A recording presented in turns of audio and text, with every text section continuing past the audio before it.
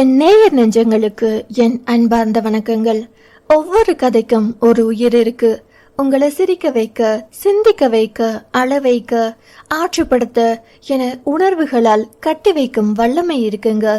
இதுவரை விழி வழி உங்கள் இதயம் தொட்ட கதைகள் இனி தேன் மதுரமாய் உங்கள் செவி வழி உயிர் தொட இணைந்திருங்கள் தமிழ் வெண்பா ஆடியோ நாவல்களுடன். நம்ம சேனல்ல போடுற வீடியோஸ் உங்களுக்கு பிடிச்சிருந்தா லைக் பண்ணுங்க, கமெண்ட் பண்ணுங்க, ஷேர் பண்ணுங்க, முக்கியமா சப்ஸ்கிரைப் பண்ணுங்க. நம்ம சேனல்ல போடுற எல்லா கதைகளுக்குமான நோட்டிபிகேஷன் உங்களுக்கு வேணும்னா மறக்காம பக்கத்துல இருக்கிற பெல் ஐகானை கிளிக் பண்ணிடுங்க.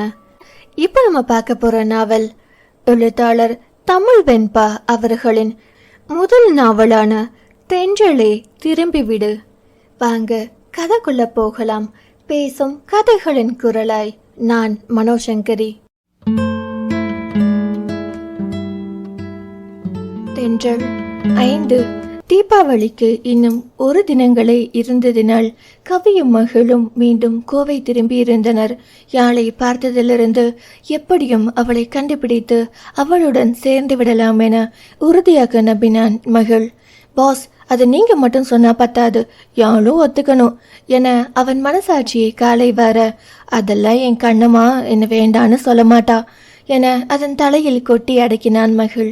யாழை பார்த்த மகிழ்ச்சியை வீட்டில் அனைவரிடமும் பகிர்ந்து கொண்டான் அவன். சந்தோஷத்தில் மது அந்த வீட்டையே இரண்டாக்கி இருந்தால் அவனை அமர வைத்து அவள் உலுக்கி உலுக்கி கேட்ட எந்த கேள்விக்கும் அவனிடம் பதிலே இல்லை. தெரிந்தால் தானே சொல்ல தன் அறையிலேயே அமர்ந்து சதா சர்வ காலமும் யாழின் நினைவுகளில் வருங்கால கனவுகளில் மிதக்க தொடங்கியிருந்தான் மகள். அவளை தவிர வேறு எந்த சிந்தனையும் இல்லை அவனுக்கு. அவன் சித்தத்தை மொத்தமாக நிறைத்தாள் பெண். ஆனால் அங்கே யாழோ அவன் எப்படி இங்கே வந்தான் என குழம்பி தவித்து கொண்டிருந்தாள். அவளும் அவனை கண்டிருந்தாளே. கண்ட வேகத்தில் ஒலிம்பிக் ஓட்டப்பந்தயம் மாதிரி மின்னலென தப்பித்து அவன் பார்வையிலிருந்தும் நழுவியிருந்தாள். அவனை பார்த்து அவள் ஏன் ஓடி ஒளிய வேண்டும் என்று கேட்டாள். அவளுக்கு அதற்கு பதில் தெரியாது. அவனுக்கு என்ன தைரியம் இருக்கணும்? யாழாம்ல யாழு என்னமோ இந்த எருமை கெடாதான் எனக்கு 16 கும்பிட்டு பேர் வச்ச மாதிரி. கண்ணம்மாவாமே கண்ணம்மா. இத்தனை நாள் இந்த கண்ணம்மா அவன் கண்ணுக்கு தெரியலையாமா? பெருசா வந்துட்டான் கண்ணம்மான் நொன்னம்மான்ட்டு. அறிவு கெட்டவன், உருப்படாதவன், கடங்காரன் என மூச்சு விடாமல் திட்டிக் கொண்டிருந்தாள் யாழ். அவளை அவன் தேடி உயிர் கரைய உருகி அலைந்ததையும் ஏற்றுக்கொள்ள முடியவில்லை. இத்தனை நாள் அவளை தேடாமல் விட்டதையும் ஏற்றுக்கொள்ள முடியவில்லை. அவள் மனம் அவளுக்கே பெரிய முரணாக தெரிந்தது. மாறாத காதலில் நானும், தீராத வெறுப்பில் நீயும் ஒருவரை ஒருவர் நினைத்து கொண்டே இருக்கிறோம். மறந்தும் கூட மற்றதை நினைப்பதில்லை நாம். இப்படி இருவரும் மற்றவர் நினைவில் மூழ்கி இருக்க நிலவும் கிழக்கிலிருந்து மையவானுக்கு பயணப்பட்டிருந்தது. இவர்கள் இப்படியே ஒருவர் நினைவில் மற்றவர் மூழ்கி கிடக்கட்டும். நாம் அவர்கள் காதல் கொண்ட கதையை கொஞ்சம் கண்டு வருவோமா? அந்த கல்லூரி திருவிழா கோலம் பூண்டிருந்தது. பின்னே இன்று கல்லூரி ஆண்டு விழாவாயிற்றே. அந்த ஆர்ப்பாட்டமும் கொண்டாட்டமும் இருக்கத்தானே செய்யும். ஆங்காங்கே மாணவர்கள் கூட்டமாக நின்று கேலியும் கிண்டலும் என உற்சாகமாக இருந்தனர். கட்டியிருந்த ஒளிபெருக்கியின் சத்தம் வாசலை தாண்டியும் கேட்டுக்கொண்டிருந்தது. இன்னும் சிறிது நேரத்தில் கிராமிய நடன போட்டி ஆரம்பமாக போகிறது. மாணவர்கள் தங்கள் குழுக்களின் பேரை சீக்கிரம் வரிசையில் வந்து பதிவு செய்யவும் என ஒளிபெருக்கியில் அறிவித்துக் கொண்டிருந்தனர். அப்போதுதான் கவியும் மகளும் அந்த கல்லூரி உள்ளே நுழைந்தனர். ஒரு நீண்ட தார் சாலை, குறைந்தது 500 அடி தூரமாவது இருக்கும். இரண்டு பக்கமும் அழகாக பராமரிக்கப்பட்ட புல்வெளி, சுற்றிலும் குரோட்டன் செடிகளும் நேர்த்தியாக வளர்க்கப்பட்டு அழகை கூட்டின. சாலையின் இருபுறமும் வளர்க்கப்பட்டிருந்த கொஞ்சை மற்றும் புங்கை மரங்கள் நிழலை பரப்பிக் கொண்டிருந்தன. வேம்பு, வேங்கை, வாகை, தேக்கு, கல் தேக்கு, பூவரசு, சிவகுண்டலம், நெட்டிலிங்கம், ஆலமரம் என இன்னும் ஏராளமான மரங்களை அங்கே காண முடிந்தது. அவை அனைத்தும் கல்லூரி சாலைகள். இருபுறமும் நடப்பட்டிருந்தன.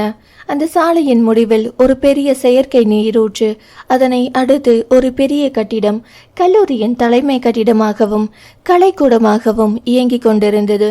அனைத்தும் இன்று வண்ண விளக்குகளால் அலங்கரிக்கப்பட்டு மிளர்ந்து கொண்டிருந்தது. அங்கிருந்துதான் ஒளிபெருக்கியின் சத்தமும் வந்தது. வண்ண வண்ண கிராமிய உடை அணிந்த மாணவர் கூட்டம் அந்த கட்டிடத்தை நோக்கி பரபரப்பாக சென்று கொண்டிருந்தது. மது இங்கேதான் படிக்கிறாள். அவளை பார்க்கத்தான் இன்று இருவரும் இங்கே வந்திருந்தனர். மகி, சரியா சொல்லுடா, இந்த பக்கம் தானே லேடிஸ் ஹாஸ்டல் என்றான் சந்தேகமாய் கவி. ஆமாண்டா, ஒரு தடவை வந்திருக்கேன், இப்படிதான் போனோம்னு நினைக்கிறேன் என்றான் மகளும் நினைவுகளை மீட்டியபடியே. இந்த காலேஜ் என்னடா இவ்வளோ பெருசா இருக்கு? ஒரு 20 ஏக்கர் இருக்குமா? இல்லடா, காலேஜ் மட்டும் 70 ஏக்கர் இருக்கும். இது இல்லாம காலேஜுக்கு சொந்தமான இடம் 500 ஏக்கர் கிட்ட இருக்கும். அம்மா அடியோ, இது என்னடா சுத்தி காடு மாதிரி, எங்க பார்த்தாலும் மரம். அக்ரி காலேஜ்ல வேற என்னடா இருக்கும் என்றான் கிண்டலாய் மகள். அது கோவையில் ஒரு பிரபலமான வேளாண் கல்லூரி. தினமும் பார்த்து கொண்டே இருந்தால் மரங்களின் பெயரும் உடற்கூறும் நன்கு மனதில் பதிந்துவிடும். அதனால் தான் சுற்றிலும் அத்தனை மரங்கள் வளர்க்கப்பட்டிருக்கிறது. மே மாதம் கூட அங்கு வெயிலை காண்பது அரிது. அத்தனை நேர்த்தியாய் சாலையின் இருபுறமும் மரங்கள் நடப்பட்டு அழகாய் பராமரிக்கப்பட்டு கொண்டிருந்தது. அவர்கள் பேசிக்கொண்டே பெண்கள் விடுதியை நெருங்கியிருந்தனர். கவினை மதுவை பற்றி விசாரிக்க உள்ளே அனுப்பிவிட்டு வாயிலேயே நின்று கொண்டான் மகள். இயற்கையை ரசிப்பதில் அப்படி ஒரு பேரார்வம் அவனுக்கு. அப்போதுதான் ஒரு பெண் கண்டாங்கி சேலை கட்டி தலை நிறைய குண்டு மல்லி வைத்து காதில் ஒரு ஜிமிக்கியை அணிந்து கொண்டே நடையும் ஓட்டமுமாக விடுதியில் இருந்து வெளியே வந்தாள். அப்படி வந்தவளை தான் கண்கொட்டாமல் பார்த்து கொண்டிருந்தான் மகள். கிட்டத்தட்ட 5.5 அடி உயரம், இடைவரை நீண்ட கூந்தல், பிறை நெற்றி, செக்க சிவந்த ஈரமான இதழ்கள், வட்டமுகம், காதோர ஜிமிக்கியுடன் காதை பேசவென்றே காதோடு ஒட்டி உறவாடும் கச்சை கூந்தல், கொழுகொழு கன்னங்கள், மாநிறத்திற்கும் சற்றே அதிகமான நிறம், எல்லாவற்றுக்கும் மேலாக வேல் போல கூரிய பெரிய விழிகள் தான் அவனை அதிகத்திலும் அதிகமாய் ஈர்த்தது. குறும்பிலும் குழந்தைத்தனத்திலும் குளித்த குவளை மலர்கள் அவை. மகிழனை அவளில் விழ செய்ததே அந்த கண்கள்தான். கண்டவுடன் காதல் வருமா என்றால் வந்துவிட்டதே அவனுக்கு. புதிதாக புடவை கட்டியதாலோ இல்லை வேகமாக ஓடி வந்ததாலோ தெரியவில்லை. தடுமாறி கீழே விழுந்தாள் அவள். அதை கண்ட மகிழன் பதறித்தான் போனான். விழுந்தது கூட அவளுக்கு பெரிதாக படவில்லை. அப்போதும் தன்னை யாரும் கவனித்திருக்க கூடாதே என்ற பதட்டம்தான் முதன்மையாய் அவளை ஆக்கிரமித்திருந்தது. பின்னே கிண்டல் செய்தே படுத்தி எடுத்துவிட மாட்டார்களா அவள் அன்பு தோழிமார்கள்? அவள் அழகிய விழிகளை உருட்டி சுழற்றி தன்னை யாரும் பார்த்து விட்டார்களா என தேட ஒரு ஓரத்தில் மரம் ஒன்றில் சாய்ந்து ஒற்றை காலை அழகாக மரத்தில் ஊன்றி கரங்களை மார்புக்கு குறுக்காக கட்டிக்கொண்டு இவளையே பார்த்திருந்த மகிழனின் இதழ்களில் குறும் சிரிப்பு. மகிழனை கவனிக்காதவள். அம்மாடியோ, யாரும் பார்க்கல என நிம்மதி பெருமூச்சு ஒன்றை வெளியிட, என்ன மேடம்க்கு மனசுல ஹீரோயின் நினப்பா? விழுந்தவுடனே ஹீரோ வந்து தூக்கிவிட பராக்க பார்க்காம எந்திரி முதல்ல என சிரித்து கொண்டே அவள் எழுவதற்காக கையை நீட்டினான் மகள். அவன் கையை பற்றாமல் தரையில் கை ஊன்றி எழுந்தவள். சாருக்கு என்ன ஹீரோ நினப்பா? இவரை கையை நீட்டினதும் பழக்குன்னு பிடிச்சிக்க என முகத்தை வெட்டினாள் அவள். நானும் ஹீரோ ஆகலாம்னு தான் பார்க்குறேன் உனக்கு, ஆனா விடமாட்ட போலியே என்று முணுமுணுத்தான் அவன். என்ன சொன்னீங்க? நெற்றி கண்ணை திறக்க முயன்றாள் அவள். பெருசா ஒன்றும் இல்லை, பார்த்து கழுத்து சுலுக்கிக்க போகுதுன்னு சொன்னேன் அலட்டி கொள்ளாமல் அவன். அது எனக்கு தெரியும், உங்க வேலை என்னவோ அதை மட்டும் பாருங்க என்றால் சொல்லென்று. இனிமே உன்னை பார்க்கறது தானே என் வேலை என்று கண் சிமிட்டி சிரித்தான் மகள். என்ன என்ன திமிரா என அப்பட்டமாய் விழிகளை விரித்து அவனை முறைத்தாள் அவள். அப்படிதான் வச்சுக்கோயேன். ஆமா, உன் பேர் என்ன? பேச்சை தொடர நினைத்தான் அவன்.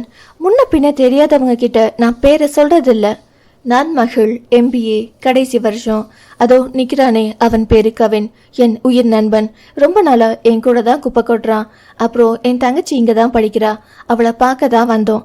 இந்த அளவுக்கு தெரிஞ்சா போதுமா என்றான் அவன் சிரிப்போடு. நான் என்ன வேலைக்கு ஆள் எடுக்கிறேன்? பிறந்த தேதி, அப்பா அம்மா பேரு எல்லாம் போட்டு ரெஸ்யூம் ஒன்று கொடுக்க வேண்டியதானே?